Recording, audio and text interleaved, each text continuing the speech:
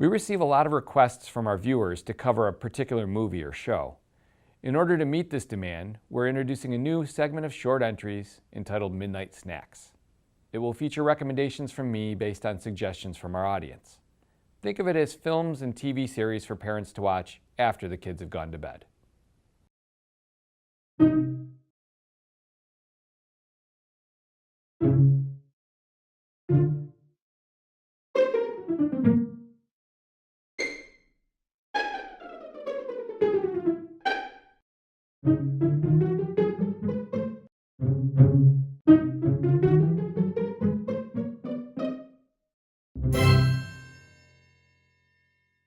The 1993 film adaptation of William Shakespeare's Much Ado About Nothing is a true hidden gem. This is not just a great Shakespeare film, but a great film overall. General audiences tended to avoid it because of the Shakespearean dialogue. This is due in large part to the tendency of the average viewer to concentrate too hard on each phrase and attempt to reinterpret it as it was spoken. Take my advice and sit back, relax, and let the film come to you.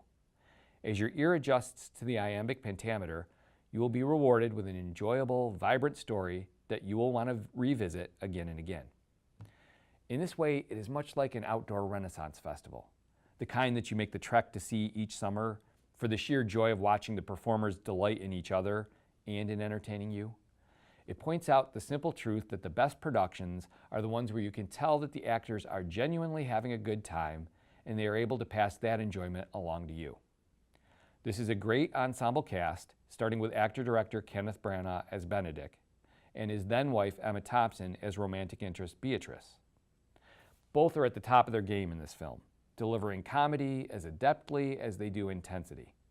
This is no easy task when the two emotions are sometimes only separated by a few lines of dialogue.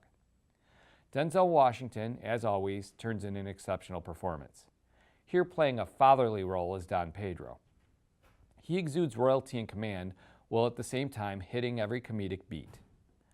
Robert Sean Leonard and Kate Beckinsale, in her first film appearance, make the most of the less charismatic roles of the younger set of lovers. Michael Keaton basically translates his Beetlejuice performance into the character of Dogberry. While somewhat jarring at times, it will make you laugh. There are several other prominent character actors turning in great performances in secondary roles.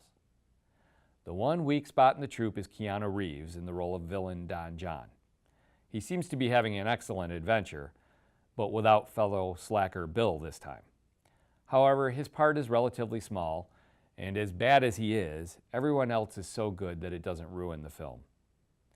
Filmed at a villa in Italy, the locations are beautiful and make you want to pack your bags and book a flight to Tuscany.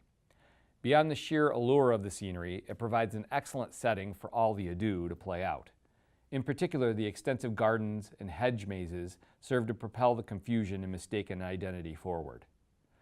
The costuming is stylized and highlights all the performers. It also helps the viewer understand who is aligned with whom, especially in the case of the soldiers. Don Pedro and his allies have uniforms trimmed in blue, while Don John and his henchmen have black trim instead. Since the two princes are also half-brothers, Don Pedro has a little black piping on his collar to tie him together with Don John. Rank is also built into the design, as the princes have leather pants while their officers have suede. The villagers are all dressed in off-white linen shirts and dresses, which accentuate the tans that the actors obviously cultivated while filming on location. Lastly, there's Patrick Doyle's lavish score, sometimes rousing, sometimes playful, sometimes haunting and poetic. It is always moving and emotional, and raises the relatively simple stakes of the plot to fervent heights. As you can tell, I like this film a great deal. For me, it's always been an immersive experience, and the vibrancy it creates is infectious. If it weren't for some brief nudity and a couple of suggestive moments, I would recommend it for the kids too. But for now, snack responsibly and wait until the little ones are in bed.